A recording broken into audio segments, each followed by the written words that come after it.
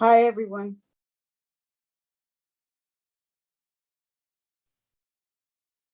Sally, how are you? I'm okay. Getting ready for all these events coming up. So,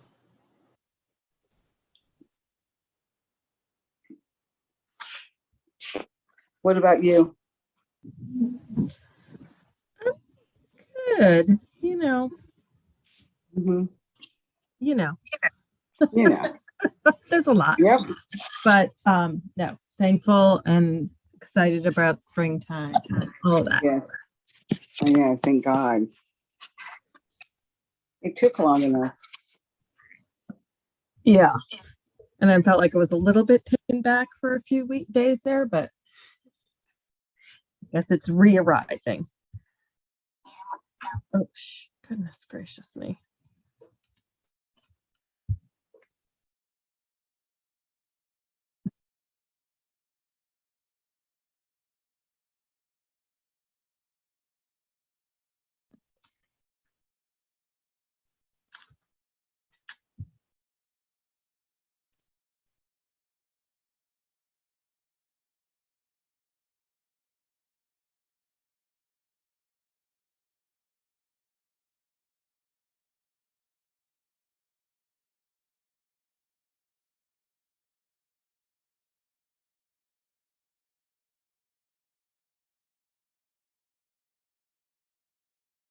Sorry.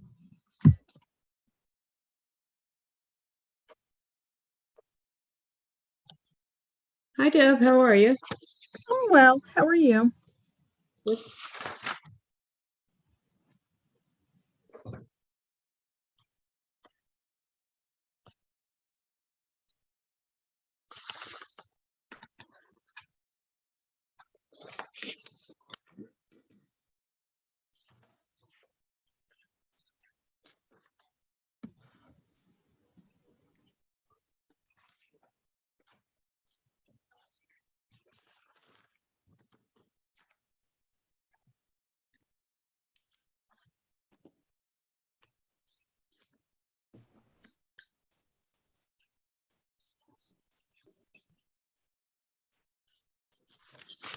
Hey, Jim. Hello. Hi, Mary. Hi, John. Hi, Chanel and Bruce and Sally and Marshall. Right. Hi to all of you also. Hi, all.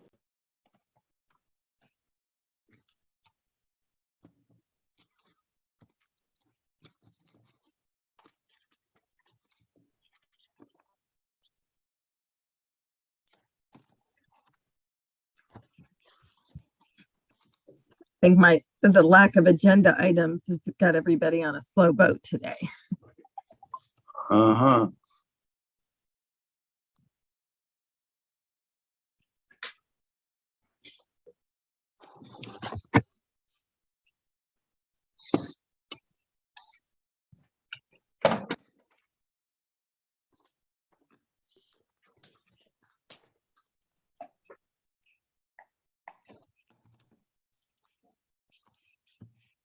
As soon as we get one more. There's Jay. There we go. Let's get started. Thanks, Chanel. All right. Oh, I'm sorry. I'm just going to ask everybody's forbearance for a minute or 2 minutes. I'll be. Oh, good. See, we can talk behind her back. Yeah.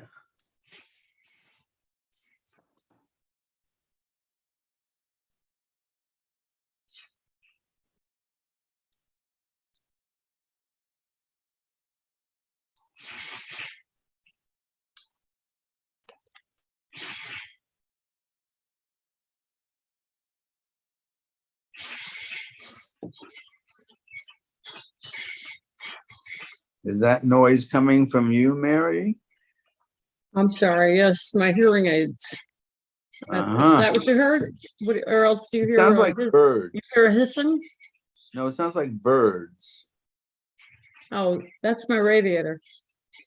Oh, okay. Steam, you know. Right. Now, it may be if you do the mute on the, the Zoom, it will mute your hearing aids also. I'm sorry. The mute button that you use, that will probably mute the microphones in your hearing aids.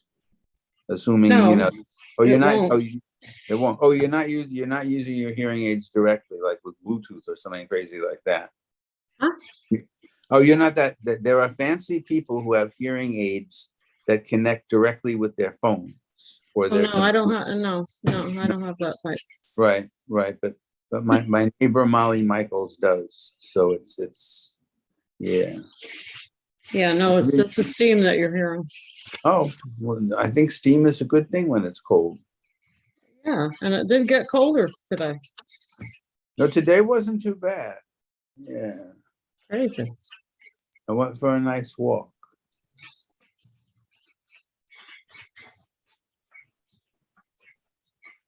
Okay, sorry about that. All right, so it's 7:04. Let's call this meeting to order. Hi, Lyle. Thanks for being here tonight. All right, my name is Debbie Nabavian. This is the April 4 Traffic and Transportation meeting for CB12. Sorry, I'm going to do double duty taking notes as well. Tonight from the committee so far, we have Bruce Robertson, Mary Anderson, Jim Berlin, Jay Mazer. If I missed anybody. And then from CB12, Sally Fisher has joined us. And from DOT, we have Lyle Blackwood. And then I see you here, Julio. Thank you for being here. So yeah, I know that we don't have proper formal agenda items tonight, but I did ask DOT to come by. We have there's a few updates with respect to let's see. First, the timing of the school safety project on Amsterdam Avenue, which this board recommended recently. Some information about the two-way conversion of Seaman Avenue, which we were sort of given some initial information on when we were considering the Dykeman Plaza. Lyle, I'll put you a little bit on the spot, not really on the spot, because it's all publicly available, but there's a fair amount of road resurfacing happening in the 170s, and I'm not sure, I think as high as 180th. And whenever that's going on, that's great to have our streets upgraded. However, if you're nearby, it's a few nights of not sleeping so well. So I just wanted to hear from Lyle, just like, again, it's good news with a momentary uncomfortableness. So if you just want to tell us a little bit about the schedule from, and then how many nights, if you're affected, that affects you. So with that, and then do we have Lyle and Kimberly or just Lyle? I think it's just me tonight. Good evening, everyone. I think it's just me. Hi. We'll take just you. You're showing up on my screen though as two of you. Yeah, I have I'm logged in on my phone and on my laptop. Right. The microphone on my laptop doesn't work, so I have to log in from the phone. I see. So in whatever order you want to do things,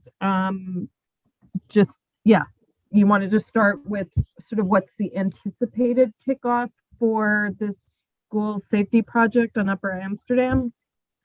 I think it should be starting fairly soon. I guess just a little recap of the project for those that aren't aware. So, basically, DOT had gotten a letter from the community board and from some other stakeholders within CB12 in regards to speeding and other traffic concerns along Amsterdam Avenue, ideally from 182nd pretty much to Fort George Avenue. Our school safety division took a look at the letter and developed a plan that's going to tackle Amsterdam Avenue as far as speeding from the northern part, working our way down to the southern part, closer to 181st. So the first portion of this project basically goes from 188th Street around the curve on Amsterdam down to Fort George Avenue. And we worked with students from George Washington High School.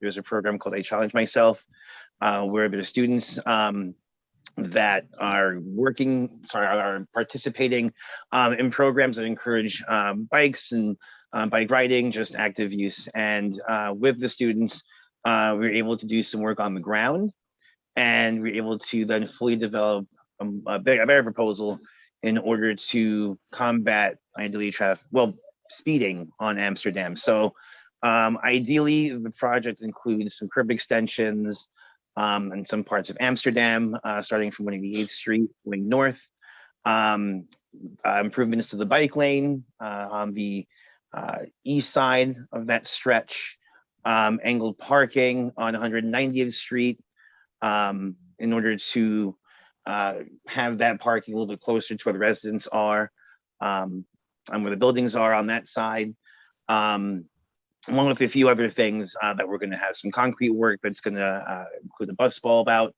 in order to narrow the road a little bit more by 190th, and a few other things. So we have the proposal we brought up before the committee a few months ago, and it was supported. And the plan is to move forward with installation of the work, ideally beginning hopefully sometime this month. That's the plan. So you should start to see some things fairly quickly. We have flyers that we sent out in regards to the work that's upcoming. So we're working with our school safety division, and we should start work ideally, I'd say probably in the next few weeks, if not sooner. So yeah, there should be some things on the ground you see in that area fairly soon. And like I said, the plan ideally is to work our way south from there, south of 188th, where we'll tackle more of those issues along Amsterdam to try to see if we can make that a little bit safer in regards to speeding as well. But we've not seen anything. So it would be the normal thing. You'll come to us with proposed. Oh, for anything south of 190th. Right. Yeah. Oh, yeah. Any future projects? Yeah, we're going to come to the community board. Right. So we're starting on the northern leg and then working our way south. So the plan is to go further south. And yeah, when we do have something, a proposal for that section, absolutely, we're coming to the community board. I mean, if you had to guess, would we get it in before the summer break, or you don't think it's that imminent? This current project, that's what we're hoping for. No. I'm saying to see proposals for the 181 to 188th stretch. I would say at this time, probably not, because the focus is trying to do the installation on the northern side by 188th and north. Probably, I would say at the earliest later on this year, probably towards the end of the year, I'd say at the earliest. There are a few other schools along Amsterdam on that corridor, so we're going to try to speak to them to get their thoughts and to see if other stakeholders that also want to join in. So that process is going to take a little while. So probably I'd say at the earliest towards the end of the year if we have to come back for anything south of 188. All right. Hi, Debbie. This is Kimberly. I just joined. You are there. Yeah, sorry, I just jumped on. Just to add to that a little bit, like we don't have a specific proposal yet, so there would still be analysis to do, and there's the capital longer term project around Yeshiva, so there's a lot of details to work out, and it's a bit more complex than the part we're looking at now. So I think we can't commit to anything at this point, but we are looking at it. All right, fair enough. So now Seaman Avenue conversion, tell us a little bit about what's happening there. Sure. So this is something we, I think, presented essentially twice. Once when we presented the plaza on Dyckman Street the first time last June, and then we came back in September. It's a fairly straightforward change from what, as far as we see it. We would like to move forward with it this late spring, early summer. And we think it would be like a great change for the traffic network in the area. We had presented, it was a pretty straightforward presentation with, I think, just like about 3 slides showing how we would redesign the street, and obviously we'd have to install some signal infrastructure. So we were hoping to get a resolution from the board, but happy to answer questions. So we don't have our project team on tonight, so it would be maybe taking questions back if we don't have the answers. All right, so you will need a reso on that. I mean, how, I Typically mean, with conversions like that, we do like to have resolutions. I mean,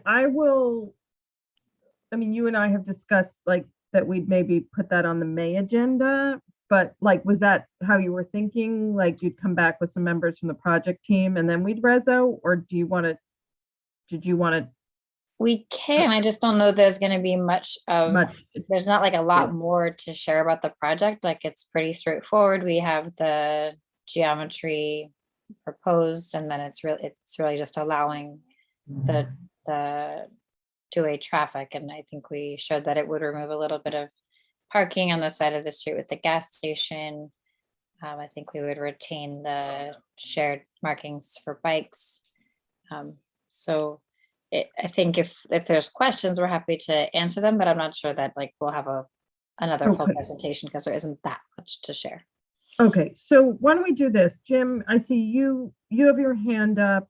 And what I can do is I can, if it's okay with the committee and I get a second, I'm willing to sort of make a motion on doing a reso, but I first want to just put up the slides again so people can focus and or people can say they just want to hear it from the source again. Jim? There. Basically, you read my mind. I need to see the picture again so that we know what, is being proposed. And then we can decide, either, someone can second your motion and we can go on with it, or we can decide, we don't want to do that. But like you said, please put up the picture or whoever, so we all can see what this is about. Okay, I'm gonna work. Sally, why don't you go ahead while I pull up get to the right Okay, place.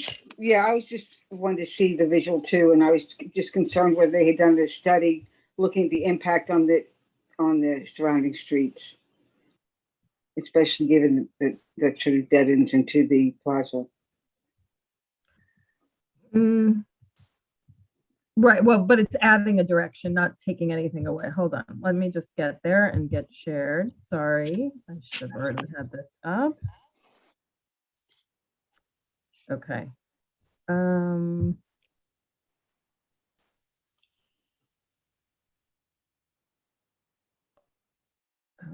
Okay.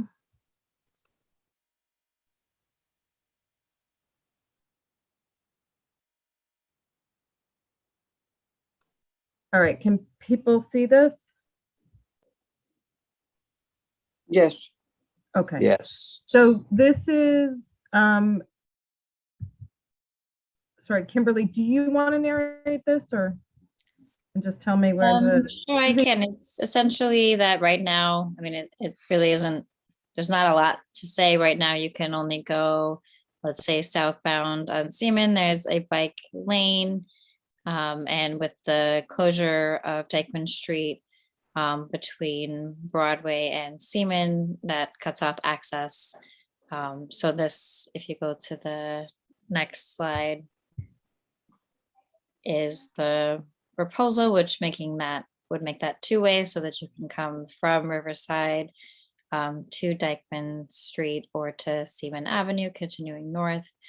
And then I think the last one just shows the geometry, which is essentially that we lose a bike lane but have shared lanes in both directions, and we do remove 4 parking spaces on that side where the gas station is, but keep the parking on the side where the park is. So it's Right.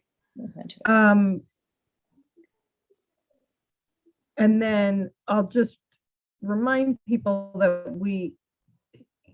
this, as far as we know, and then Kimberly, just if you're able to confirm, this would also mean that eastbound traffic on Riverside could make the left onto Seaman, which would hopefully take some pressure off Henshaw, which really can't handle it. And there's always people getting themselves into trouble, exiting off the highway and then cutting the left onto Henshaw. So hopefully it'll kind of make things a little bit, I don't know, we'll be able to then look at the Henshaw issue in a slightly different light if people could make that left.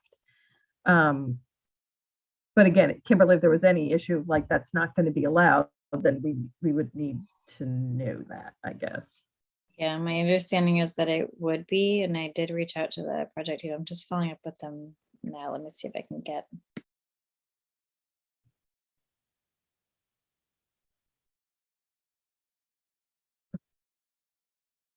And I have heard, over time, I have heard, some people kind of asked for this, to have it be two-way because, because Siemens two ways, elsewhere for the rest of it. So.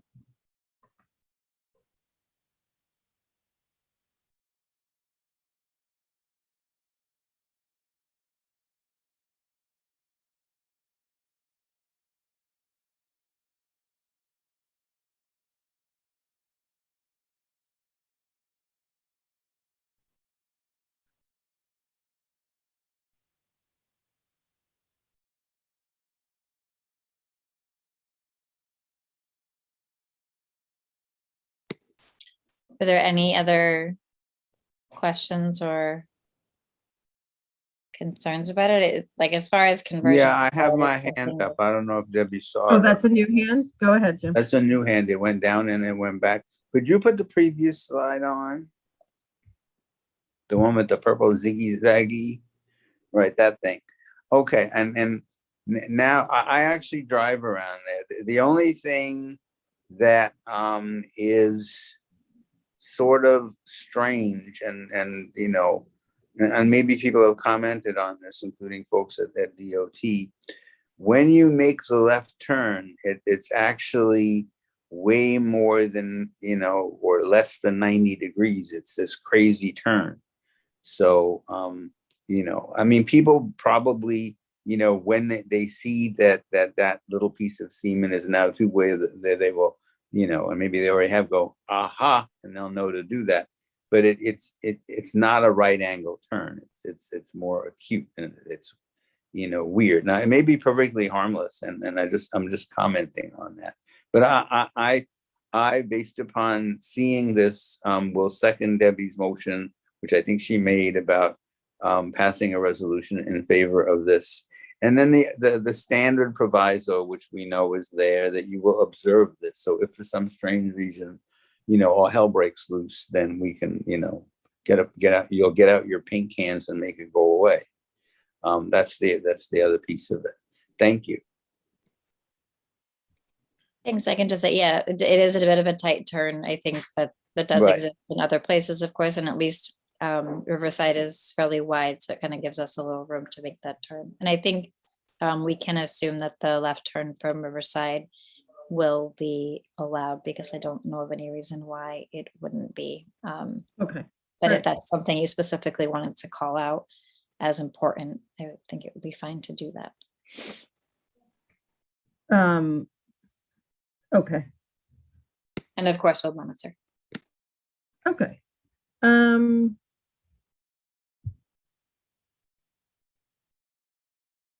Sorry, I'm just gonna try to unshare so that I can just make sure that there's no more hands in the.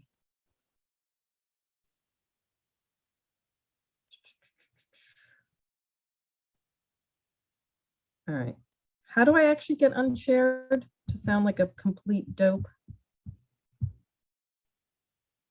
To unshare, there should be a stop share. Sometimes it's hard to, it's not as intuitive as you would think. Oh, there it is up top. Yeah, it's just the way I had my viewing going on.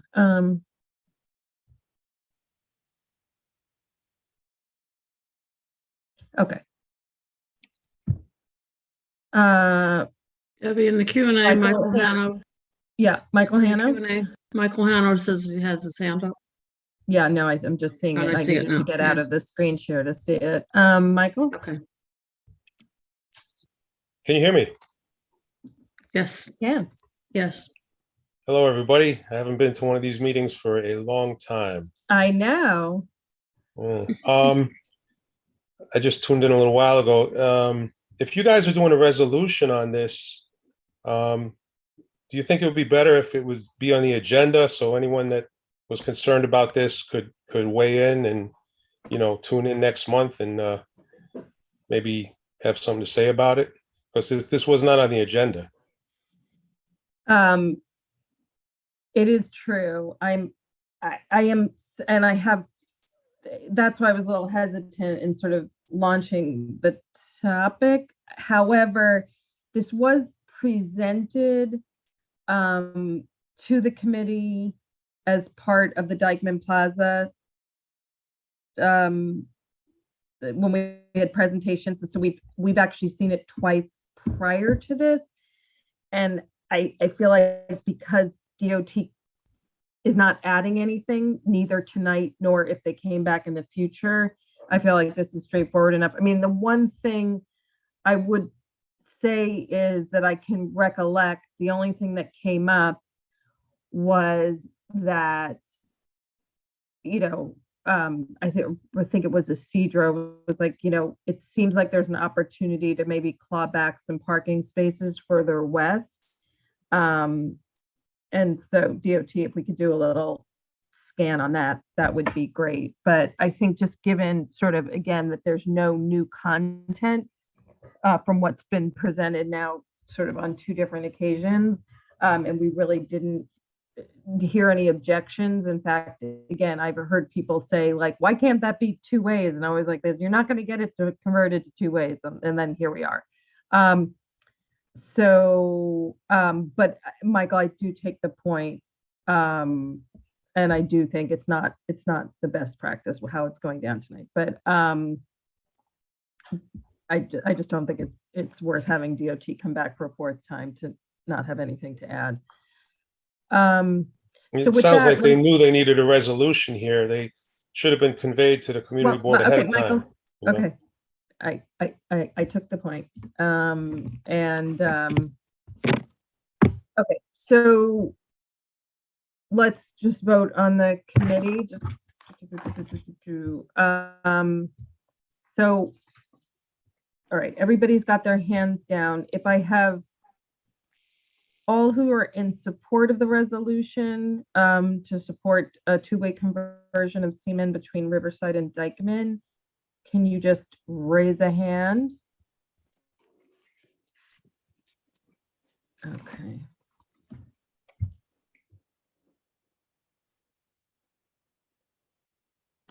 All right, I've got my hand raised. All right, so 1, 2, 3, 4, 5. Okay, and then You might want to check verbally whether there's someone who couldn't raise their hand, since we can vote by talking also. You know, for example, I'm not sure Bruce, Jay's hand is up. sorry, Bruce, how do you vote? Oh, there you go. All right, so we have unanimous on the committee. Sally, are you interested in voting? Yes, I'm interested in abstaining. I Okay, think Michael's point is well taken. yeah, I hear that. Okay.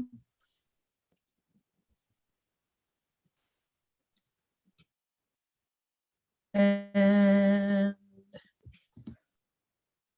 all right, and now amongst attendees, oh boy. If you would. Okay. So, Michael, I'm going to assume you're a no vote. Marshall, that you're a yes vote. Is that fair?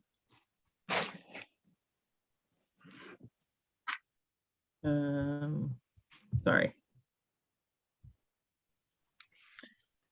Yeah, that's a yes vote. Okay.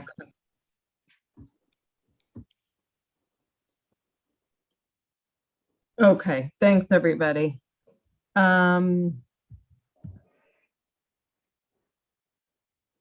Okay. And welcome, Leo Jimenez. Didn't get to say hello to you this evening. Okay, so last, just because, again, I've seen community discussion about it. Lyle, can you just give us the 1 or 2 minute on when road resurfacing comes to your block, how many nights is it really loud? Before they get to the paving part, which is not as loud as what is that called when you sort of strip off the Milling. surface? Oh, the milling, yeah, the milling is the stripping of the surface, and when we come back to do the second portion. Yeah, we do understand it's a little bit of an inconvenience. But I guess just as far as a quick primer, I guess, on milling and resurfacing. So ideally, DOT's milling and resurfacing schedule begins in the spring when the weather is warm enough to do work. So ideally in March, the work starts through the spring and summer and into the fall. Weather depending, we try to go to the end of October at the earliest. Citywide, we do have our roadways divisions that are borough specific. So our Manhattan roadways division is in charge of our milling and resurfacing for DOT. We started our season in Lower Manhattan, in the Chinatown area. That was in mid-March. And we're currently in Northern Manhattan in the CB12 and CB9 areas. Usually when we're in a neighborhood, we would go and take several blocks of a given location, usually over the course of a week.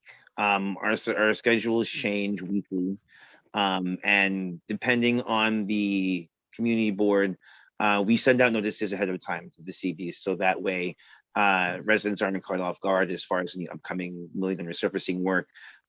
We put up signs ahead of time, usually a few days in advance, notifying residents of certain blocks that we will be coming. Usually between 6 p.m. and 6 a.m. Is when we have the streets cleared. People have asked in the past why we mill and resurface overnight and not during the day. We know it's an inconvenience to do it overnight, but the amount of traffic that we would have on the roads during the day, it would make it impossible in order for us to mill and resurface and have everyone be able to get around without being inconvenienced. So unfortunately, we do have to do the majority of the work overnight. And that is the fastest way we can pretty much get in and out of a neighborhood within the week. So once a block or a stretch of road is milled, it stays that way for a couple of weeks in order to get the ground to settle until everything more or less get back to where it was, at least on the undersurface. And then we come back a few weeks later in order to resurface and then make the roads new again. So we'll be back in those areas that have been milled, ideally in the next few weeks. So it is going to be a little bit of an inconvenience as far as uneven roads for a little bit of time. But we will come back and resurface those, and they should be ideally as good as new when we come back. But when we are in the neighborhood, I usually, or DOT usually sends, like I said, a notification to the CBs. And usually ahead of time, if there are locations that you feel that we should mill and resurface, I like to try to get that to our road-based division, a little bit ahead of time so they can at least consider it and put it on their list. But if there are locations that you feel now we should get to, we can try to, it might be a little difficult, but I think we should be back uptown later on in the season after we're done with this first round of work. So usually we'll work our way from north to south. So we'll be in CB12 and then work our way into other community boards, at least in North Manhattan, as the weeks progress. But you'll be seeing a lot of us up here as the weeks and the months go on, ideally just to make the roads a little bit smoother for you guys. All right. Well, just, make sure, I mean, I know you always do, but make sure that Chanel and Ebenezer have any notices and they can amplify as well. Definitely. And if anything, I'll add you to that list also so you have a heads up, at least from the transportation committee perspective. I'll start adding you to those emails when I send them to Ebenezer, Paula, and Chanel, so that way, you're in the loop as well. So every little bit helps as far as any notification, so that way everyone's prepared when we come into a neighborhood. So yeah, at very least with earplugs. Mary? Yeah, I mean, just a comment, but I realize this work has to be done, but it sure is almost impossible to get across the street with a rollator. Yeah, that's the one. It's so unsafe. I mean, it's only been, done, in Haven and Fort Washington for a couple of days now. And how many times have I almost fallen? Wow. It's, because the walker catches, my foot catches. I can't imagine people who are less mobile than I am, And it takes me a long time to get across because I have to be so careful and so slow that, the cars are practically running me over. So I wish there was a faster way to get this done, but I understand, but just, it's dangerous. And I just wanted to put that out there. Yeah, it's the one downside, to this, that when we do go into a neighborhood to at least mill at the beginning, the roads have to stay like that for a little while. And, I'm a driver too, so I get it as far as, just unevenness of the roads and, just how much of an inconvenience that is. But, definitely we try to get back to resurface roads, as quickly as possible once the ground settles. And, definitely we can keep you all posted as to when we'll be back in the neighborhood. So that way, again, you'll have a heads up as to when we're coming again. All right. Well, thank you. And before, I guess, I let DOT go, Kimberly, can you just give us the 1 minute primer or 2 minute primer on when you were referring to the other day, that like much of the year for DOT project wise is determined by now. So like you have visibility into projects that are going to occur already on the calendar. So things that we might be considering at this point or haven't happened at this point would fall into at best next year. Can you just talk a little bit about how that, like, kind of how that cycle works? And then also, if I'm forgetting anything that in CB12 that is going to happen this year besides school safety as just discussed and Seaman and yeah. Sure. Yes. So in general, our implementation season starts around April, though some might say it's March and some might say it's May, but essentially it's dependent on the weather and on our contracts. But typically, right now is when we're gearing up for implementation of projects. So for us to kind of be ready with our work program at this time. We usually have a good idea of what we're planning to implement by now, so we can kind of work that out for the season that goes through November when it starts to get cold again. That's not to say that we don't present. We certainly, and you guys have obviously seen this even with Dykeman, where we do present projects in the spring and in some limited instances, even as late as the fall, and then are able to get them in. But generally, if there's something, there's generally not like a completely new concept that would come to us at this point and be able to be implemented this year. So we have to set aside time for data collection, designs, back and forth with engineers, and then the outreach. So if we haven't started something now, it's not likely to go in this year. But really any time between, up until probably around the end of the year is typically when we're pulling together our potential list for the following year, with some changes to come in the early months of the beginning of the year. But that's generally how it works. So you typically would allow around a year for something that comes to us as an idea or a concept to have the full process of project development and outreach before we would expect to put it in the ground.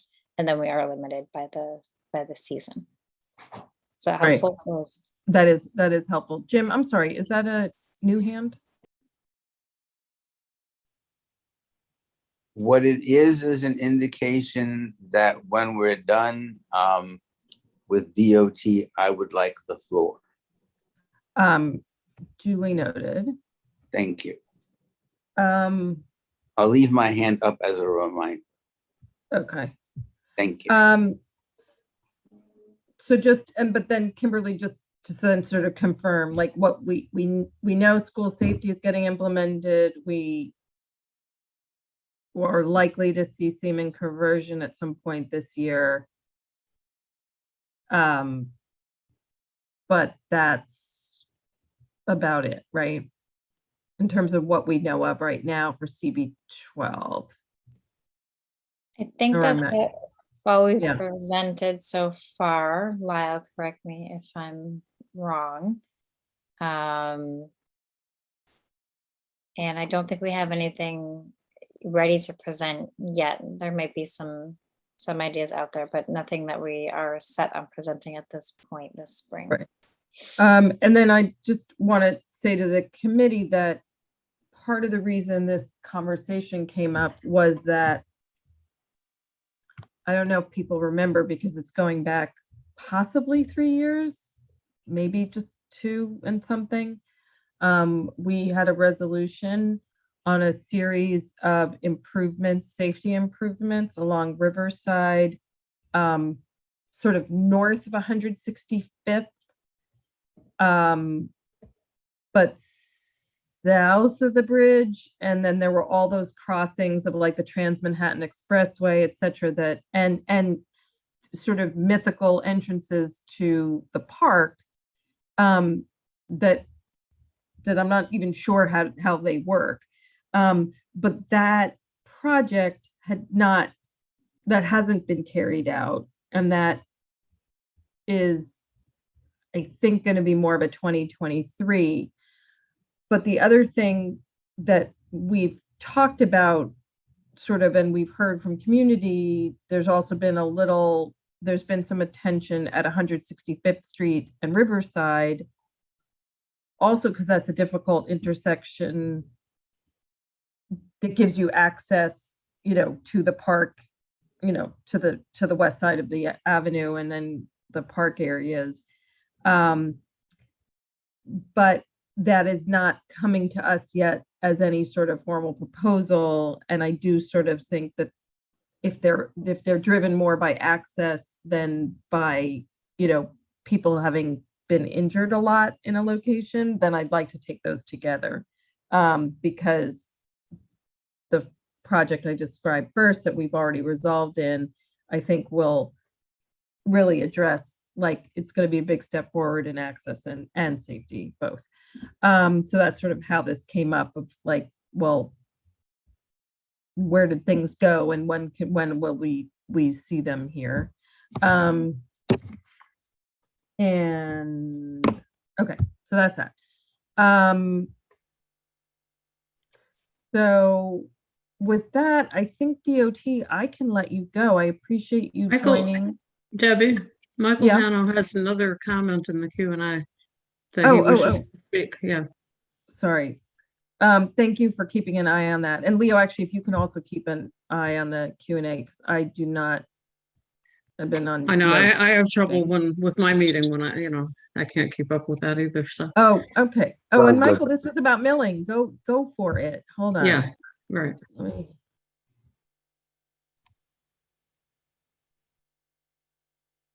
Yeah, wait. Michael, did we lose you?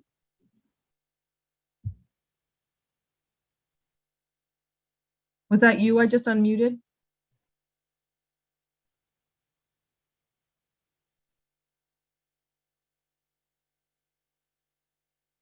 No.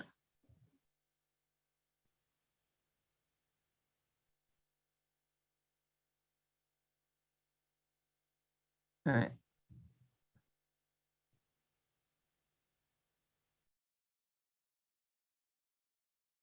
Huh. Hey, Robin Cruz. All right. What I think we're gonna have to do is if Michael, hopefully he'll come back.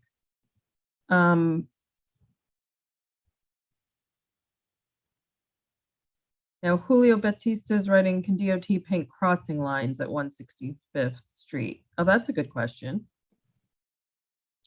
Is the question if we can refurbish the same existing markings or make changes?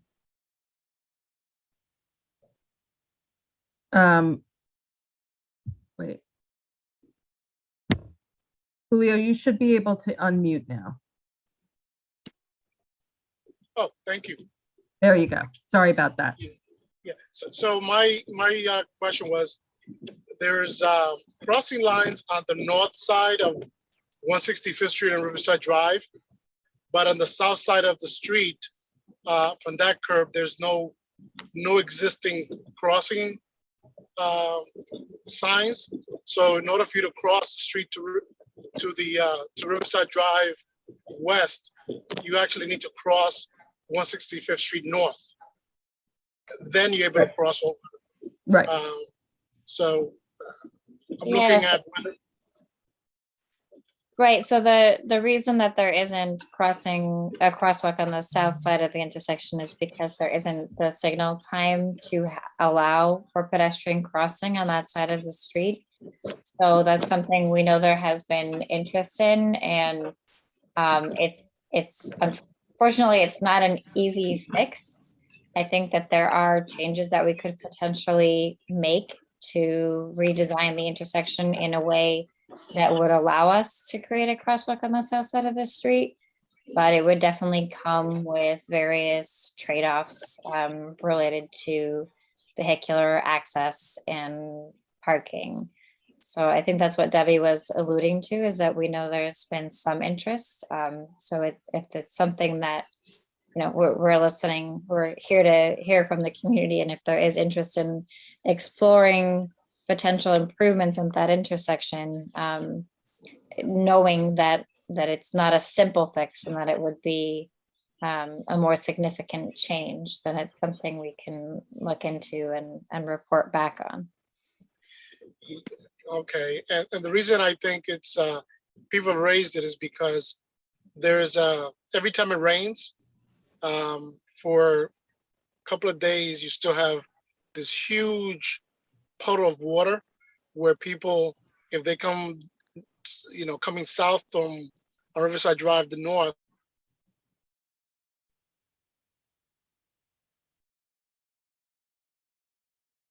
I think we lost you. Yeah, Julio, it just patched out. I'm just wondering if there is accumulated water, and it has to do with, maybe we can touch base with DEP. Or is that, yeah, DEP. If that's part of the concern. Debbie, I think Michael Hanno is back on. If you Yeah, want to give him the I opportunity. can see. I don't know that DEP will do much because it would take green infrastructure to solve that kind of problem, and I don't think we're a priority. Sometimes there's, yeah, no, it is true, but I mean, they do have, it is sort of like back up in the sewers at the corners. I mean, they do have responsibility for that. It doesn't, but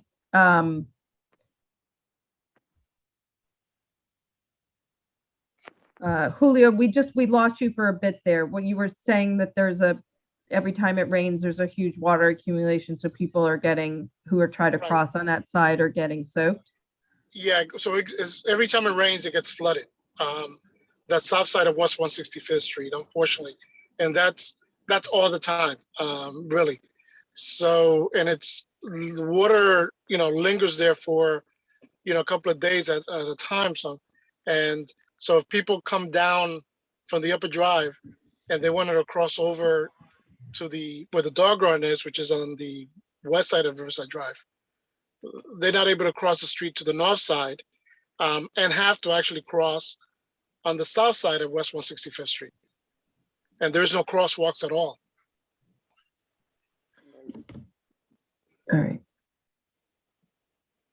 I mean, Kimberly, is there something that can happen to mitigate that? And we can look at the ponding issue and see if it's something to do with the roadway surface and if there are changes, like if there's anything we can do from that aspect. But that and putting in a crosswalk are very different solutions to that problem.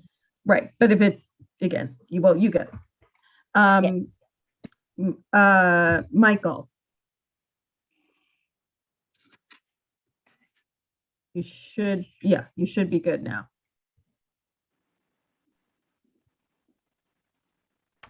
Hello, can you hear me? We can. Okay. Yeah, I tuned into tonight's meeting because of something involving the roadway milling. I don't really know why they're milling Fort Washington and Haven down by me because the roads were really pretty good. But whatever, I'm not complaining about the noise. They came, I think it was last Friday maybe, and they put signs up all over. I mean, they had signs in every tree, every lamppost, really conspicuous. They did a great job with posting the signs this time. They did it a few days before, which was also great. Wasn't last minute. But the signs that were put up said no parking Tuesday and Wednesday from 6 p.m. to 6 a.m. And it was over a really large area from 169th up to 178th on Fort Washington.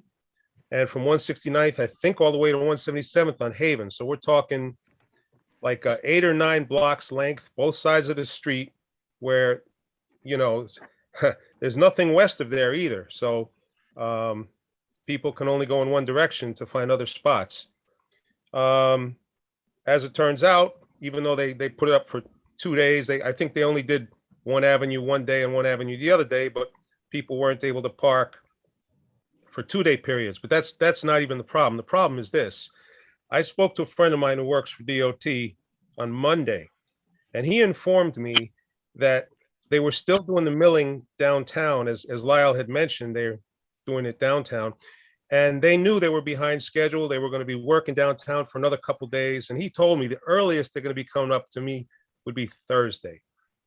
He said they'll probably come and change the signs. Guess what? They didn't. So Tuesday, 6 p.m., everyone thought they had to move their cars, and it was completely nuts around here. And keep in mind, a lot of people work at the hospital, the 4 to 12 shift. So even people that came in the afternoon couldn't park where they usually park. People coming home from work couldn't park. And I don't mind if they're actually going to mill the streets, but they knew at least a day or two in advance that it wasn't going to happen They left all these signs up. All they needed to do was send one person with a utility knife to cut all those signs down. And then when they know when they're going to do it, put new signs up. They didn't bother. They didn't change those signs over until later on Tuesday night after everybody had cleared both avenues for 8 or 9 blocks, both sides of the streets. A lot of people probably put their cars in the garages. People spent hours looking for parking because they couldn't get around to taking those signs down. And they knew well in advance that all of that heavy machinery and everything was going to be in Lower Manhattan working for another couple days. All right, Michael, I think we got it. Lyle, do you have any info on that? I don't. I mean, things are subject to change as far as when the crew goes into a neighborhood. As mentioned, I know that they're in Lower Manhattan, but as far as the schedule, our roadways division is in charge of that. The information that we get from them is pretty much when they say they're going to be in, on a given block. But at least I didn't have advance notice that they were going to be there on a certain day when they were supposed to be. Like I said, if I can go back and relay that information to our division, just to give them the heads up. But like I said, I wasn't aware ahead of time that there might have been a slight change to the schedule, at least for this. Yeah, I mean, if you can elevate that, I mean, yeah, if we all know when we are not going to hit our mark. So, and it obviously doesn't do anybody any good if the change notice doesn't go up till after, as it did in this case. So, people already were on the move. So yeah, if that could get brought back, that doesn't serve anyone. Thank you, Michael, for raising that. Jim, then Sally, if those are, oh wait, Jim, you still have your hand up for the next thing. Sally, did you have one more thing? Yeah, I just wondered if we could get sort of an update on where things were now that I guess they've selected the open streets for the spring, and also what the state of the state is with regard to permanent open restaurants and what's going to happen to the structures that are out there and that kind of stuff. So I don't know if someone can speak for a couple minutes on that.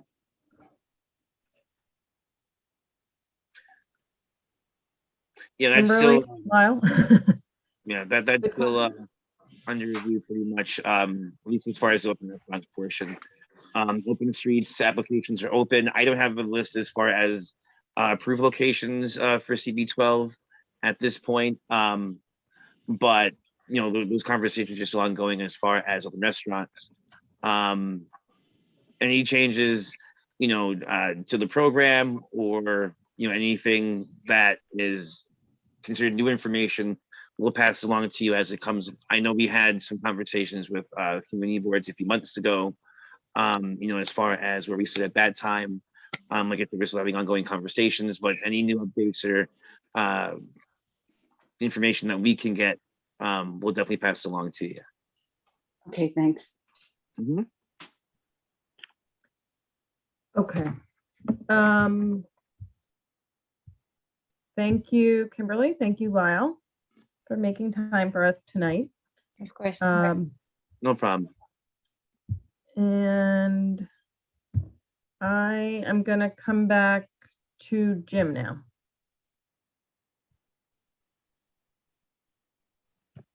Thank you very much, Madam Chairman. First, I have 1 or 2 remarks. The issue that Mary brought up about how once the street is milled as part of this process, it becomes almost impossible for people who have the sort of mobility issues that Mary in particular has. Walkers in particular are going to get caught in all these grooves and stuff.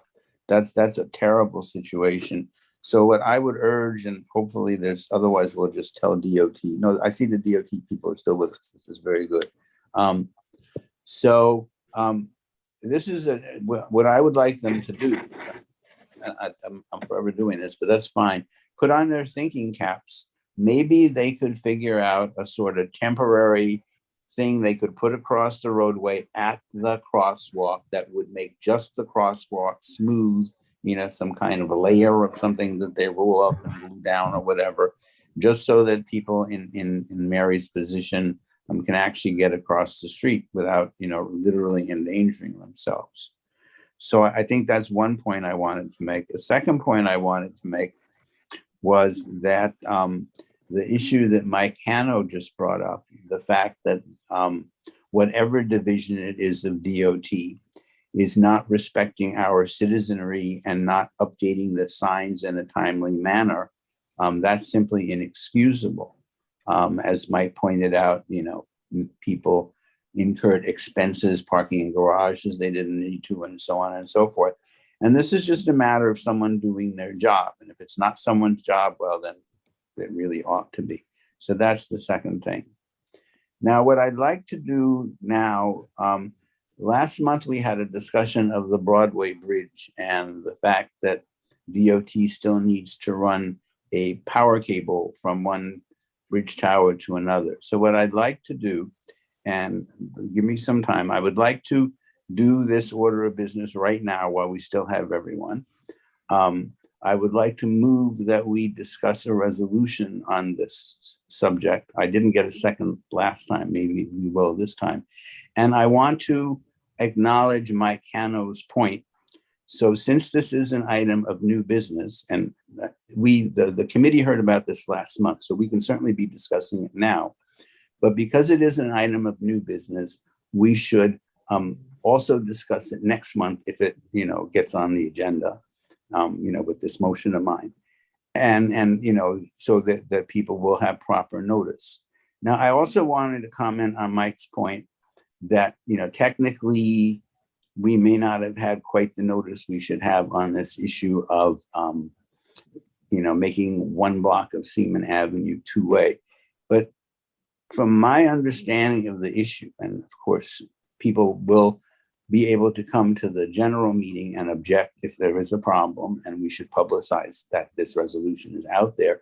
But I think that this resolution basically is, almost, motherhood, and no one is going to be opposed to it. So I think it's not that critical.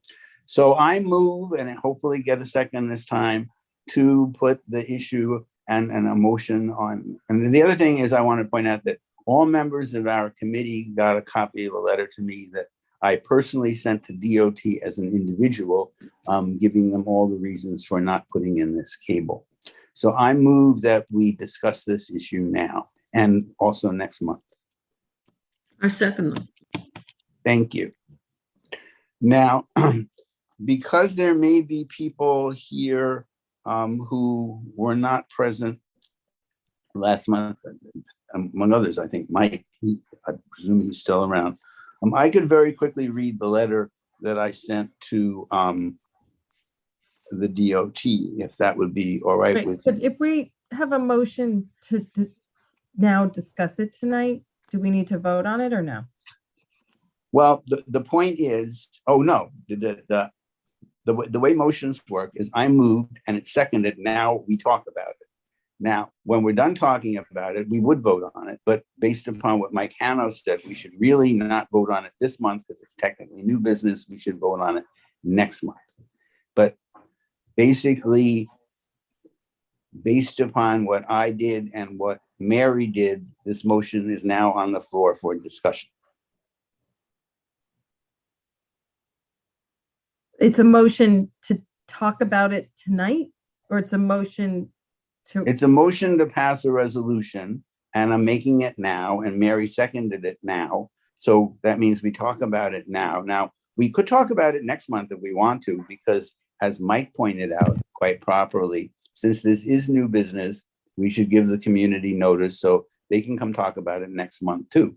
So All right. Well, that's okay. another alternative if that's what you would like to do, Madam Chairman.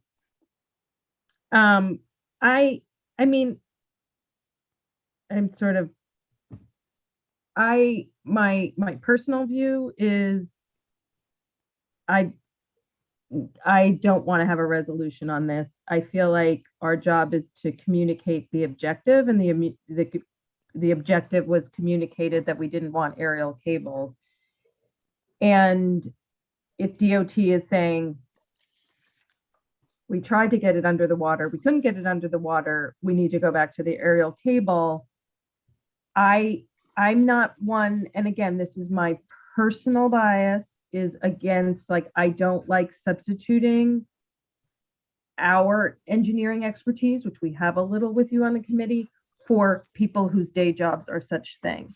So I don't think that it should be something that we're resolving on. I feel like we need to resolve what the community sort of, what we already did, which is we didn't want this. I sort of take them at their word that they didn't want it either and felt like it was the only thing. You're saying, well, no, you could have come up with something else, but that's not what we heard when we questioned them of that they had identified any way to do that.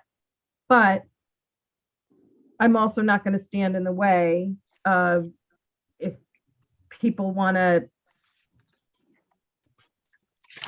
vote on a resolution, then we'll vote on a resolution and it'll go up or it'll go down. I don't necessarily want to spend, but then let's just move it to next month and it'll be on the agenda and we'll have the conversation again. Okay, I am more than happy to, now that will be on the agenda next month. The other thing, we might or might not want to publish my letter to a more general group, but basically we'll discuss this next month. Now, where I disagree with you is that it's not even a matter of engineering. It's a matter of we, the residents of Washington Heights, whether we know more engineering or not, see this aerial cable as a vulnerability, and so on and so forth. And there are all sorts of details. And it's not clear. And in fact, I will stick my neck out. I have no problem sticking my neck out. Based upon some of what we were told by some individuals last month, they either didn't remember the discussion we had 6 years ago, or conceivably were not being candid about it, because they acted as though the issue was only the cable being an eyesore, when in fact that's a very minor part of the issue. And there were various other things, so that I would not, and then the other thing which I mentioned last month, and then I'll stop and then we'll just do this next month. Yeah, and like Jim, we're just having a discussion. I don't want to have Yeah, but you had a discussion too. So let me just finish my point. My point, which you heard before, and you probably could hear it next month too, is that engineers by their nature are extremely conservative. And if they did something a certain way, by running all the wires from the Bronx, that's the way they want to do it. And that's basically what they ended up deciding. The reality is they probably don't need a power cable crossing and if, and you saw my letter, if lightning were to strike that power cable and that power cable were not properly protected, which presumably it would be, it would destroy all of the electrical equipment that moves the bridge up and down. So, this is a very major issue, and I will not concede necessarily, based upon my experience, that these folks necessarily know more than I do. And I don't want to say I'm the great expert, although in a sense, and then I will stop. This is actually a giant elevator. And my father Jim, we're not going and we're not, you can make your presentation. I told you I would stop, and I did. Okay. All right. So we will have that on the agenda next month.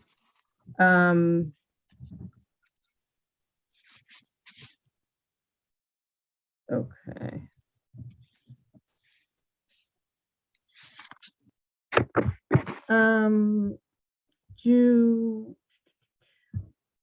Oh, by the way, just FYI to folks, we don't have an MTA contact at the moment. Jessica Spanton actually resigned, like maybe a month ago or right after our last meeting. So we are waiting to have somebody again. All right. All right, with that, do I have a motion? I hope we didn't scare them away. Interestingly, she is running for office in Staten Island. Oh, okay. apparently. All right, with that, do I have a motion to adjourn this evening? I make a motion to adjourn. I'll second that motion. That one. Thanks, everybody, for your presence tonight. I'll see you Good night. next month. Thanks, everyone. Have a great week. Bye, David. Bye. Bye. Good night, everyone.